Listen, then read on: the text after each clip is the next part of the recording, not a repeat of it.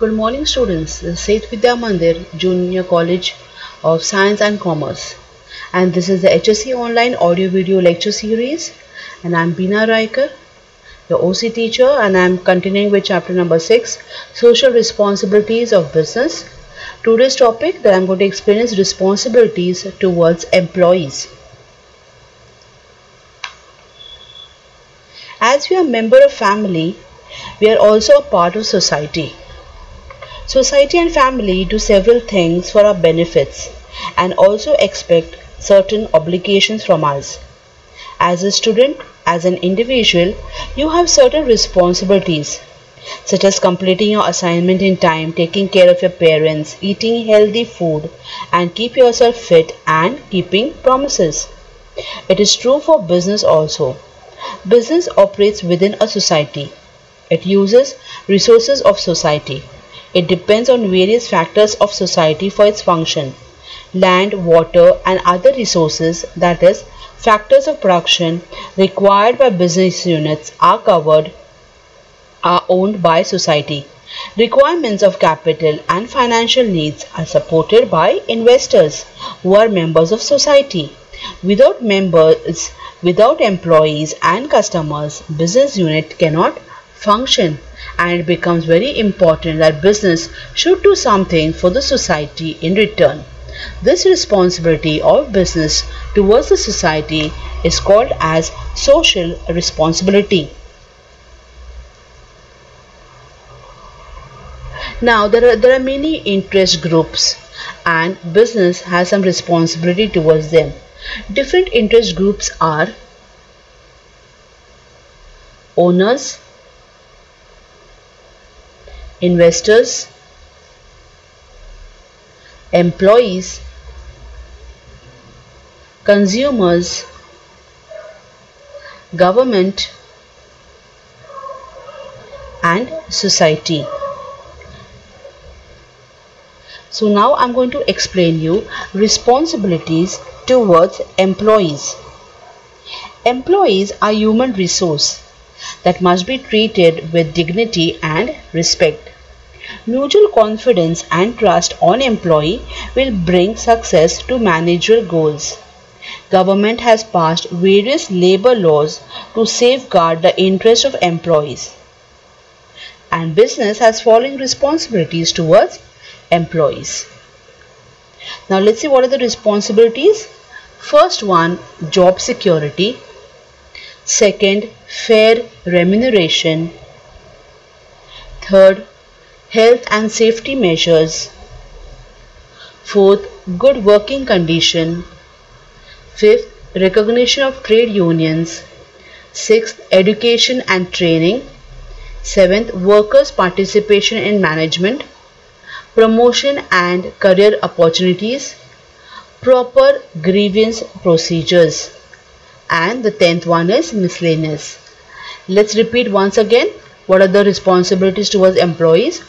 First, job security. Second, fair remuneration. Third, health and safety measures. Fourth, good working conditions. Fifth, recognition of trade unions. Sixth, education and training. Seventh, workers' participation in management. Eighth, promotion and career opportunities. Ninth, proper grievance procedure. And 10th one is miscellaneous. Let's come to the first one, that is the job security. Some companies employ workers on temporary basis for years together. Employees should get guarantee of employment. Security of job provides mental peace and employees can work with full dedication and concentration. It will raise their morale and loyalty towards organization. So when a job security, the employee should not keep the workers on temporary basis for many years together. They can keep them for 1 year and then they can make them permanent. This will raise their morale and loyalty towards the organization. Second is fair remuneration. A business organization must pay adequate wages and other incentives like bonus, overtime, allowance, etc. Remuneration should be fixed according to the nature and work. Suitable wages plans providing increment and revision of wages is very essential. The salaries should be given in time, and they should always have some attractive salaries to their employees. Similarly, the employees should get salaries according to their qualification, according to their experience. They can even have incentives, bonus. Similarly, every year there should be a raise in the salary. Only then what will happen is the employee will feel belonged to the organization. Third one, health and safety measures. Business should protect health and hygiene of employees. That is, canteen facilities, medical facilities, then proper sanitation must be provided to the workers. Proper maintenance of machines and premises must be done to prevent accidents and control pollution. Safety equipments like hand gloves, helmets, goggles, masks, industrial shoes must be provided to concerned employees. That is, all measures should be taken to see that the health and hygiene is protected of the employees. According to the nature of the work, protection should be given to the employees. If it is a factory atmosphere, then proper hand gloves, safety shoes, helmets, goggles, masks should be provided. Similarly, proper sanitation should be provided to the workers. Then there should be a first aid, there should be a small hospital, there should be a clinic in the premises, so that if there is any accident, then proper care is taken of the workers. Fourth one, good working conditions. The employee should be provided with good working conditions such as adequate lighting, ventilation, drinking water, etc. Necessary steps should be taken to avoid air, water and sound pollution. There should be proper working hours with lunch breaks, rest, pauses, etc. Provision of proper working condition increases the efficiency of the employees. Okay, no employee should be troubled or overworked or overloaded with work. They should have some working hours with some lunch breaks so that they can rest and then they can start working with full energy. Similarly, proper lighting should be there, ventilation.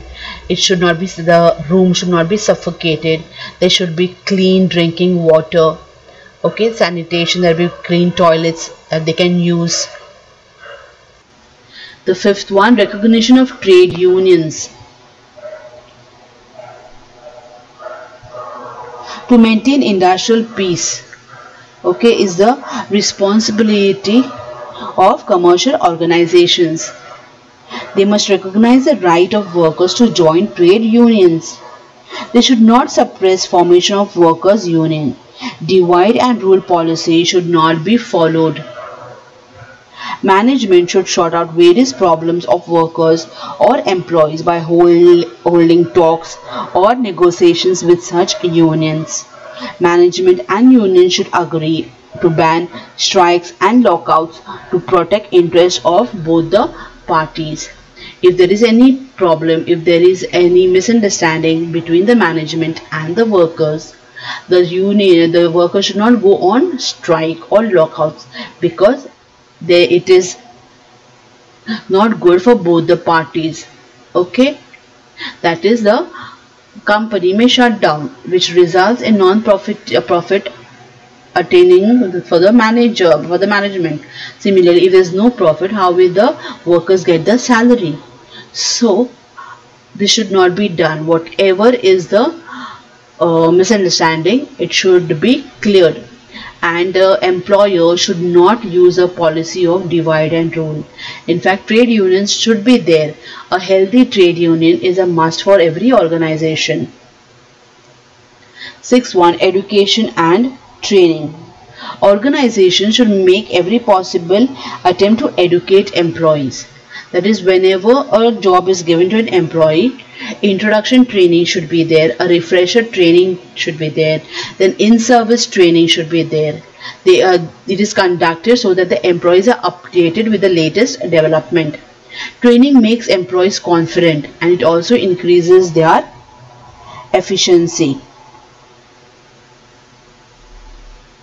Seventh one, workers' participation in management. Workers should be encouraged to participate in management through various schemes such as common suggestion scheme to save cost, quality circles, profit sharing, co-partnership, etc. It will raise their morale and give them a sense of belonging to organization.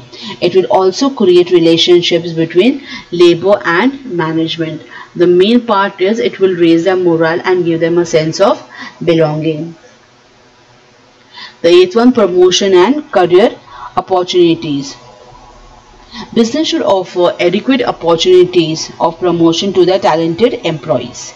They should give proper information about qualifications, skill and experience required to obtain this promotion. It will increase awareness among employees and they will be motivated to take efforts. Moreover, the employees who are exceptional talent should be offered with career opportunities and try to make all-round development of personality.